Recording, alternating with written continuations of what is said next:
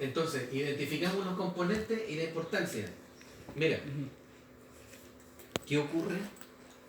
¿Qué ocurre, por ejemplo, si dentro de las fallas que están acá, yo tengo una alteración en la vía aferente? Yo vengo y estimulo acá. ¿Qué irá a ocurrir? No habrá efecto en la rodilla, o sea, no habrá respuesta de vuelta. No habrá ninguna. Ah, se me olvidó la palabra técnica. No hace sináptica. Sí. Claro. Se provoca en la Imagínate que, claro, que yo tengo la vía aferente y llego hasta acá. O sea, yo hago el estímulo y llega el estímulo, llega hasta ahí y está cortado. Ni siquiera va a llegar allá. Si yo tengo problema aquí incluso, donde está el ganglio, ¿cierto? Que muchas veces hay personas que lo presentan, cuando presentan hernias, por ejemplo, que son al disco, Sí. y que alteran y que comprimen esta zona, las personas además experimentan mucho dolor, pero también se disminuye la respuesta muchas veces, incluso hasta no ocurre esto. En las personas que sufren accidentes, que tienen incluso un corte medular, ellos tampoco. Muchas veces ni siquiera tienen la parte sensitiva o sencillamente no tienen la parte motora de respuesta. Y esto queda sin ninguna respuesta. ¿Bien? Entonces, ¿qué ocurre, por ejemplo, si cortamos acá ahora, en la vía eferente? Aplicamos el estímulo, este viaja, llega incluso al ganglio, llega a la interneurona, ocurre la sinapsis, va a salir y hasta ahí no va a llegar. No va a haber una respuesta. ¿Ya? Para que vayan viendo digamos, los componentes, tienen que estar todos. Ya, y esto es lo que hay que tener presente y hay que hacer las dos y una diferencia en la sensación. Información que obtenemos por medio de nuestros sentidos a partir de un estímulo externo o interno, que puede hacerse consciente o inconsciente. ¿Bien? Esa es una sensación. Está en todo caso, póngalo ahí, en el libro está, pongan solamente pongan solamente la sensación, porque está en el libro. ¿Ya? Y el otro es la percepción, una función superior del cerebro mediante la cual logra seleccionar, organizar e interpretar las sensaciones que recibe por medio de los sentidos. Ya. ¿Cuál es la diferencia de esto?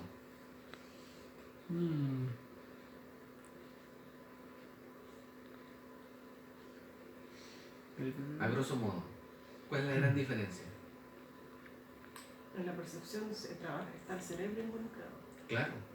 Y en la percepción es una respuesta mucho más elaborada en la cual yo me voy a hacer incluso hasta más consciente de todo lo que está ocurriendo a mi interior, gracias a la información que me está llegando por todas las sensaciones que están acá.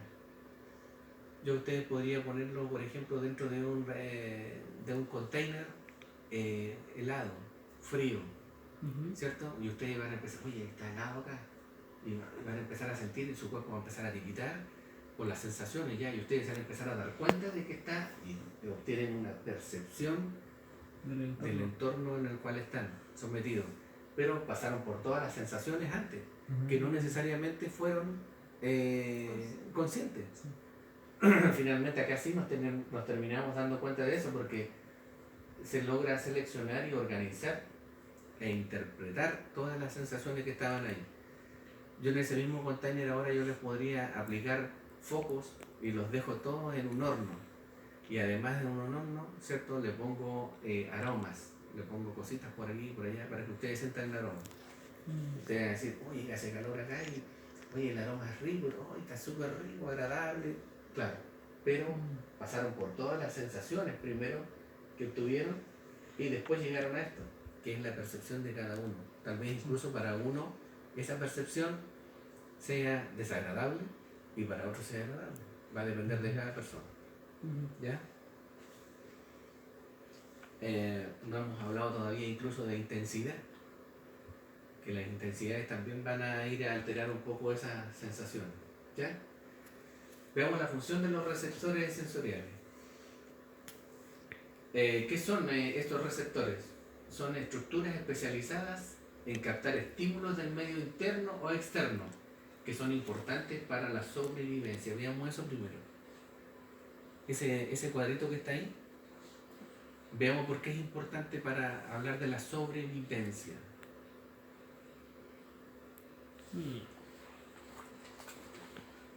Los receptores, véanlo como estructuras especializadas que se encuentran no tan solo en la piel, no tan solo en la vista, no tan solo en el oído, no tan solo en la lengua.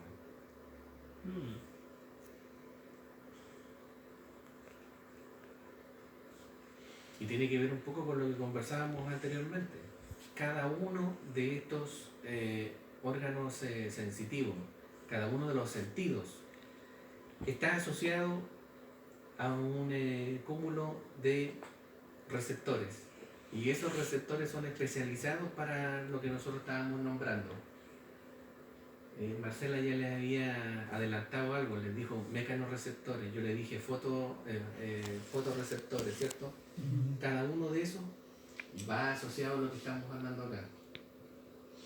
Estructuras especializadas, ojo, especializadas, eso quiere decir que incluso están asociadas al oído, al olfato, a la vista, o sea, incluso tienen distinta ubicación dentro de nuestra estructura corporal. Se habla de que son transductores, ya que transforman la energía y los estímulos en potenciales de acción. Imagina lo que está acá a nivel de tímpano, que incluso que solamente con hacer esto, con el aumento de presión, ¿cierto? Que incluso es sobre el aire, es captado por nuestro pabellón auditivo, viaja incluso, se mete al conducto auditivo y es capaz de estimular, vibrar un tímpano, que son 3 membranas del tímpano, que asociado a una cadena de huesitos, de huesecillos que se llaman, logran moverlo, vibrar, y gracias a eso nosotros recién estamos escuchando. En el caso del ojo, lo mismo, la luz, ¿cierto?, que ingresa en el ojo, también va a ser capaz de transformar esa energía lumínica, lo que está ingresando ya, transformarlo en estímulo y crear un potencial de acción. Ese potencial de acción es el que viaja a través del nervio óptico, del nervio auditivo, ¿cierto? De las terminaciones nerviosas libres, de todo lo que sea el nervio, que viaja, llega incluso al sistema nervioso central, donde nosotros podemos elaborar ahora y crear una imagen de lo que estamos viendo, hacernos conscientes de los aromas que estamos sintiendo, etc. Se conduce por vías aferentes, eso ya lo vimos, hasta el sistema nervioso central, donde se procesa la información, generando sensaciones, percepciones, controlando movimientos y homeostasis. Yo se los nombré en la anterior. ¿Por qué? Porque hay receptores que también nosotros no controlamos, que nosotros incluso no percibimos, porque son los que nos entregan la información de nuestro medio interno. El medio interno nuestro tiene que tener un equilibrio, por eso hablamos de esto, de homeostasis.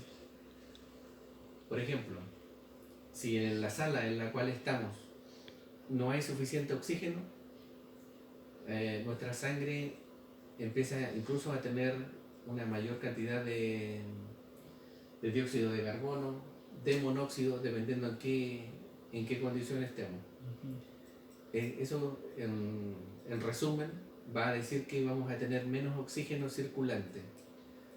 A este nivel, donde están las carótidas, en el cuello, en ambos lados, por ejemplo, tenemos sensores a nivel carotidio que nos están indicando y nos están testeando la sangre cada vez que pasa, y son capaces de testear la cantidad de dióxido de carbono que hay, la cantidad de oxígeno, de acuerdo al equilibrio que en ellos hay, nuestra frecuencia respiratoria y nuestra frecuencia cardíaca aumenta o disminuye en estado de reposo.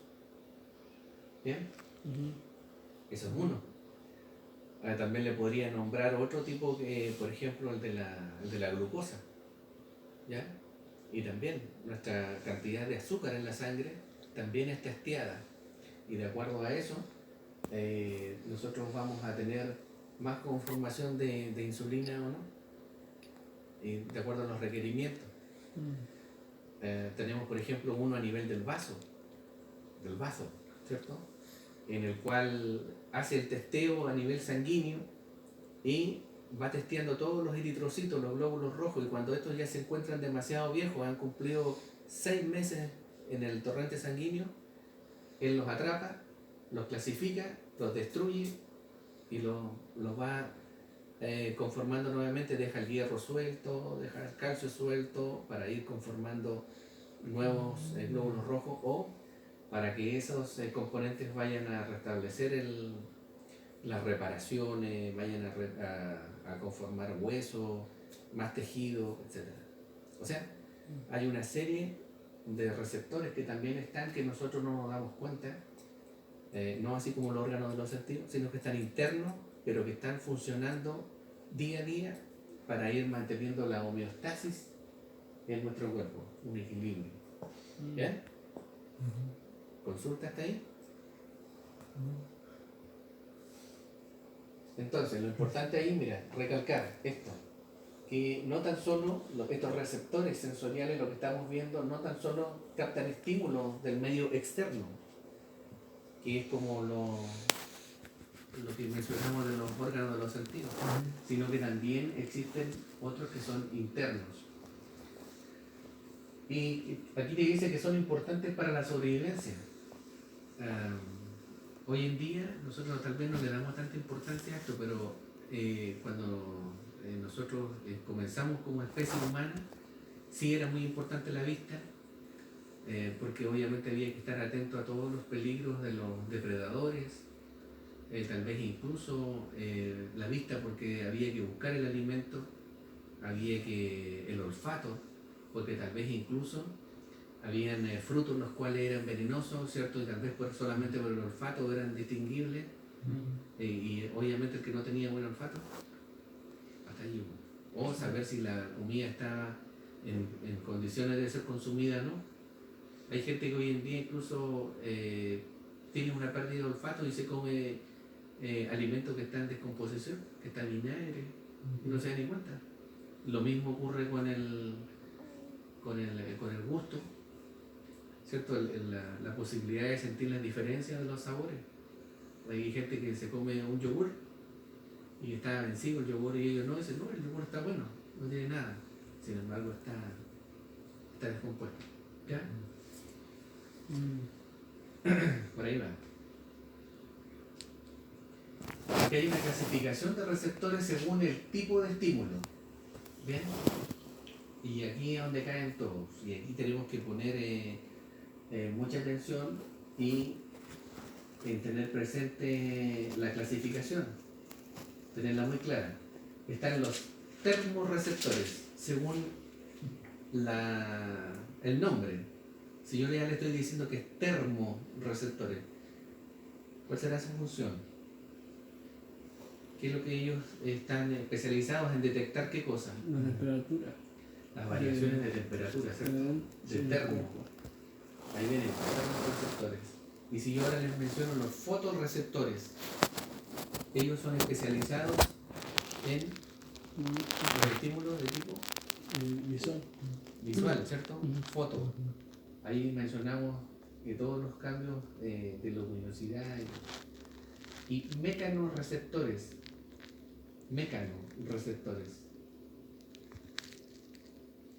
Los estímulos que son del cuerpo. Ya, muy bien. Estímulos que son del cuerpo, que nos indican, por ejemplo, las posiciones en las cuales están nuestros segmentos. Si tengo el pie doblado, la rodilla doblada, el codo flectado, las manos empuñadas, la posición incluso en la que se encuentra mi cabeza, mi cuerpo, en qué posición está. Puedo sentir el roce, puedo sentir la presión. Todas esas son de los mecanorreceptores. Y los nociceptores, Puede ser de... yo aquí les voy a dar un tips para que se acuerden de eso. Lo que es nocivo. ¿Qué es nocivo? dañino. Lo que es dañino. Por lo tanto, los nociceptores son las terminaciones nerviosas libres las que transmiten el dolor. Cuando algo te está ocasionando un daño, estos son los receptores que van a transmitir esa información. Nociceptores, también llamadas terminaciones nerviosas libres.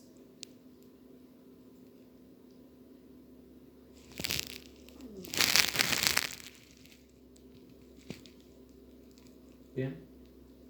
Ahora, los quimioreceptores. Quimio. Están ligados a todos los,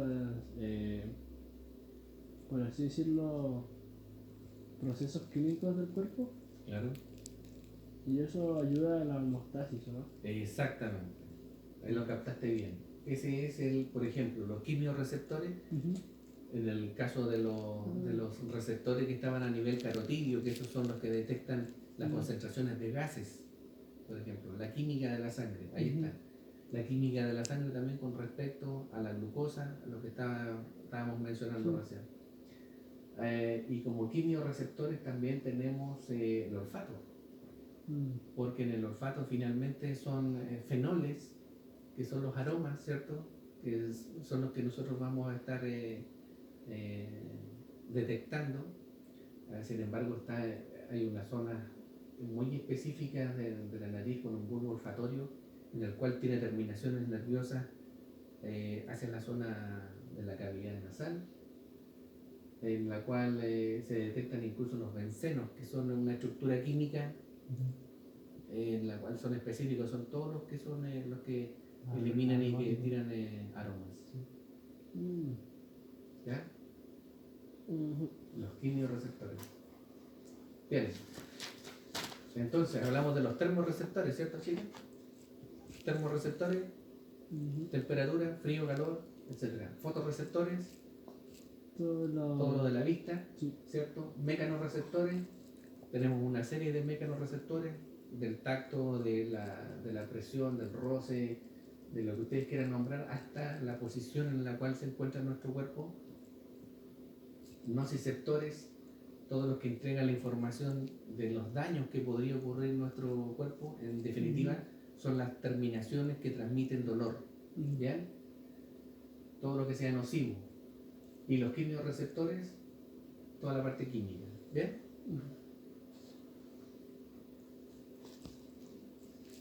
Clasificación de receptores según su función. Interoreceptores.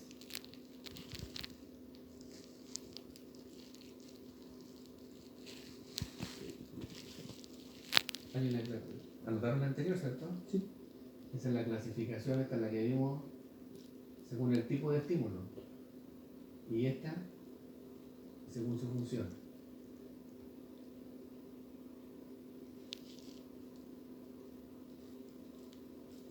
¿Y los interoreceptores?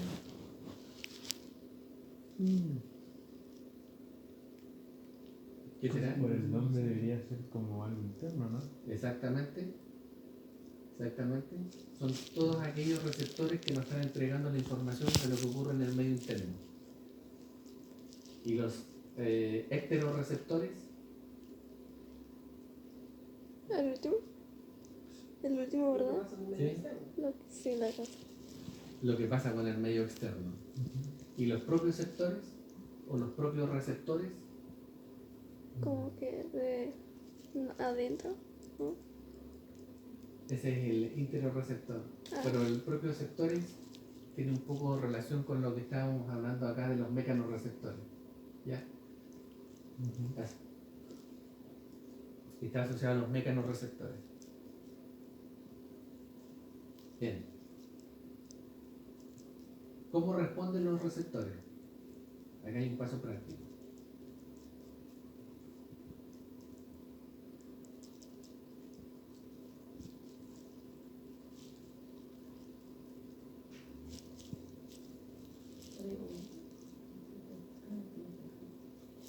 ¿Bien? Los propios receptores, ¿no? Sí, propios receptores. Propios receptores. Que nosotros los conocemos como los propioceptivos. Y esos son están ubicados más bien en las articulaciones.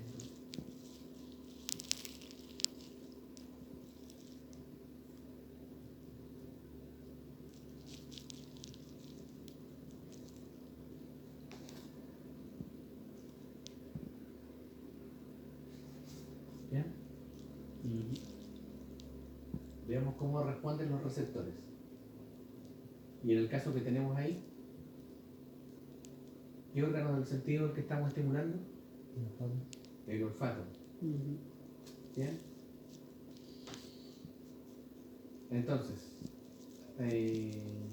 ya, voluntario ahí arriba sentado. Y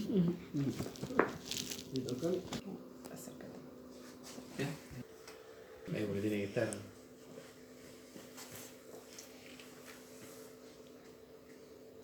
Vamos a estimularlo, entonces.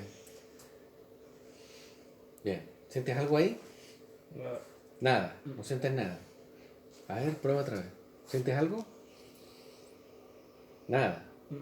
Tengo Ya. un mal olfato. ¿Y ahora? Sí. ¿Qué sientes ahí? Un olor agradable. ¿Sí? Sí. O sea, es como a incienso. Bien, míralo. Sí, era un palo santo. Sí, era un olor muy similar a un incienso. Muy similar al incienso. Bien. Ahora, ¿te diste cuenta de que tuvimos que incluso aproximar, ¿cierto? La fuente o desde dónde está saliendo como para poder recién captarlo? Sí. ¿Ya? Antes te preguntamos y no fue No. posible detectarlo. Bien, veamos entonces cómo funciona esto. Bien, cuando yo destapo esto, ¿cierto? Y lo expongo, ¿qué es lo que está saliendo desde acá? Un aroma. Claro, ese aroma finalmente son químicos, Sí. ¿cierto? Químicos. Y que yo les mencioné que esos químicos tienen una estructura de benceno, que son los aromáticos, ¿cierto? Y esos salen acá. Esos van a ingresar por cada una de tus narinas, ¿cierto? Ingresan hacia la zona de la fosa nasal, donde vamos a encontrar terminaciones nerviosas correspondientes al bulbo olfatorio. Estas son especializadas y estas van a detectar esos bencenos que están ahí, van a transmitir ese impulso, ¿cierto? Van a provocar eso por una vía aferente. ¿Y dónde van a llegar? Para el sistema nervioso. ¿Ya? El sistema nervioso. Límbico del cerebro.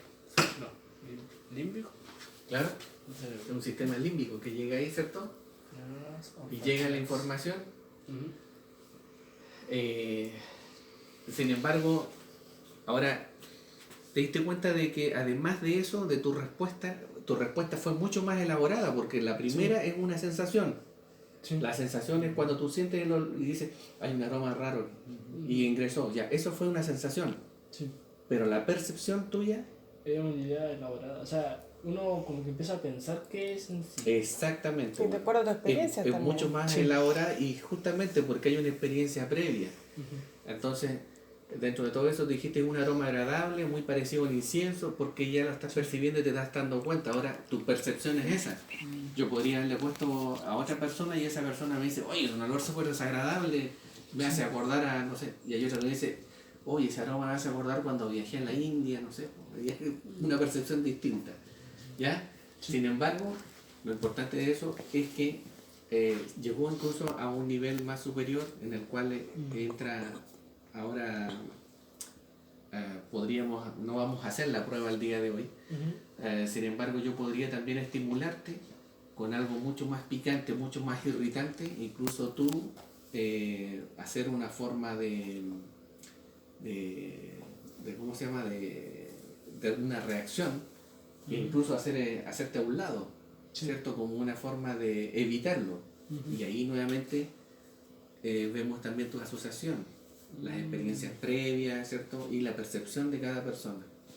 ¿Bien? Porque también hay reacciones de ese tipo. ¿Ok? Bien, perfecto. ¿Se entendió todo? Craneal, del segundo par craneal, tercer par craneal, y ahí vamos viendo incluso una asociación de esto, pero ustedes no lo ven así. Estamos estudiando un asunto bien. No, es mucho más. Sí.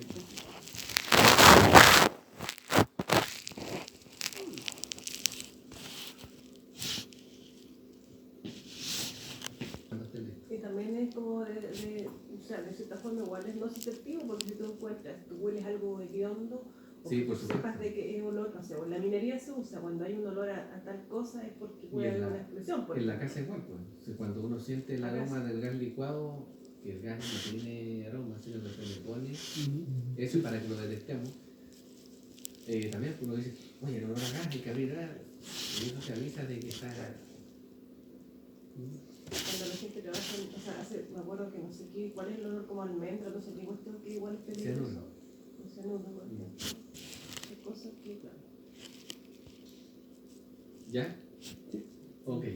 Ahora quedémonos un rato en este y yo les voy a poner una situación. Y una situación como la que pasamos hoy en día en la fecha que estamos, en la fecha del año. Imagínate una persona que tenga, por ejemplo, un cuadro respiratorio, que tenga toda la zona de la mucosa nasal con inflamación. ¿De qué forma se vería alterado el sistema olfatorio O sea, a través de eso, por la inflamación? A ver, cuéntenme. ¿Qué Eh, creen ustedes? al inicio, claramente no va a sentir el olor o el aroma porque las cavidades nasales van a estar inflamadas. Entonces, en sí, la química de la sustancia que está oliendo no va a llegar al bulbo olfatorio. Y así no llegaría al sistema límbico del cerebro. Claro. Perfecto. Eso mismo, porque va a presentar obviamente una dificultad en la percepción de la parte química. Ahora, Lo que le iba a preguntar era, ¿por qué cuando uno está, bueno, en esos cuadros clínicos, por así decirlo, uno no puede, al estar resfriado, uno no puede sentir los sabores de las comidas? bien. Mira lo que aparece acá. Todas las ¿Sí? incluso, mira, estos viajan, ¿cierto? Sí. Pasan al sistema, todo lo demás, pero fíjate, mira, también nosotros vamos a ver de que la cavidad nasal está junto, conectado a la cavidad bucal. De estos bajan incluso a la zona de la faringe, Sí. ¿cierto? Esta que está acá, a la zona de la laringe, y después viene digamos, la división. Pero llegan y se comunican con la cavidad bucal. De hecho, la gente que hace las degustaciones tanto de vino, ¿cierto? Los catadores, y la parte también de alimentación, hoy en día, hacen una mezcla. Ellos beben, olfatean, beben y mezclan todo acá. Y claro que sí, pues, afecta el asunto del olfato también con el gusto. Están muy conectados porque también hay gases que están dando vuelta en la cavidad cada vez que tú incorporas el alimento. Y a la vez estos también pasan y llegan hacia la parte posterior de la cavidad bucal. ¿Ya? Se potencian entre ambos. ¿Sí? ¿Qué pasa ahora si en esta misma época ahora cambiamos a nivel de septiembre? ¿Ya? Y esta persona realiza esta acción, sin embargo esta persona es alérgico a las flores. ¿Qué creen ustedes que ocurrirá acá? ¿Va a haber una reacción del arco reflejo a este lugar? Perfecto. Eso es, arco reflejo. Y ahora, lo que te pasa a ti también en esta fecha, cuando después es tanto el estímulo que también viene la inflamación de toda la mucosa nasal, empieza a correr incluso más mucus en este caso, obviamente que se van tapando todas las zonas de donde estaban las terminaciones libres del olfato, por lo tanto también se va perdiendo. Se pierde por lo menos en ese proceso inflamatorio. Pero lo importante es que también ocurre algo reflejo que nos estimula y que va a provocar el estornudo. El estornudo es nada más que la reacción ante ese corpúsculo, lo que está ingresando, y que irrita a la mucosa, y nosotros como un mecanismo de defensa expulsamos a través de un estornudo. ¿Ya? Perfecto. Esto lo voy a nombrar acá porque está en el libro.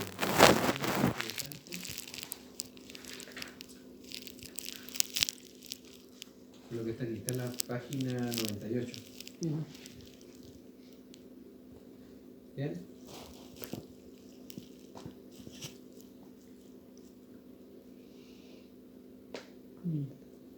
Ya, lee por favor lo que aparece en Zipa. Chipa, el Ana, ¿no? Ana, sí. Ana tiene 5 años y parece estar sana mientras juega con sus amigos. Sabe que no suda como ellos y no manifiesta molestia por los fuertes golpes que recibía al caer. Ana sufre una enfermedad llamada SIPA, insensibilidad congénita al dolor con anhidrosis, que la hace insensible al dolor y a la presión y a la temperatura, por lo que no tiene calor y no suda. Anhidrosis. Por lo tanto, está más propensa a sufrir lesiones, pues no conoce el dolor, infecciones y daños cerebrales, debido a su incapacidad de regular su temperatura. Ok. Pero Esas ese son- es esos- una enfermedad que no muchas cosas tienen, ¿no? No, no, Ay, bueno. no.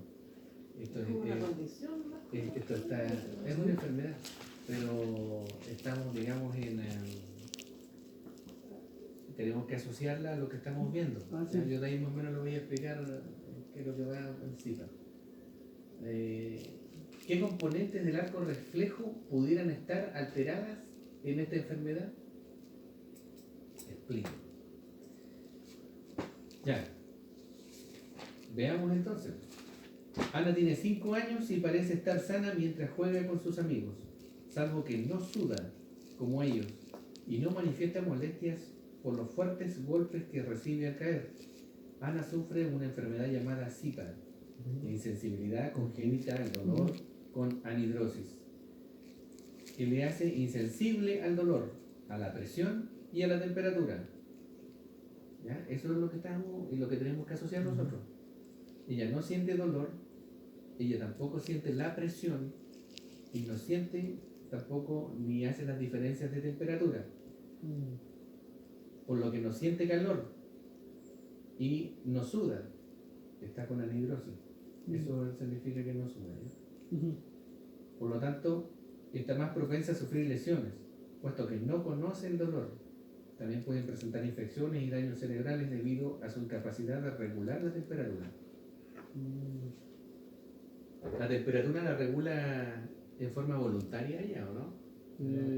En su caso, sí. Debería ser de forma voluntaria porque a lo mejor ella no siente la temperatura, pero alguna persona que se acerque a ella y le tome la temperatura al tacto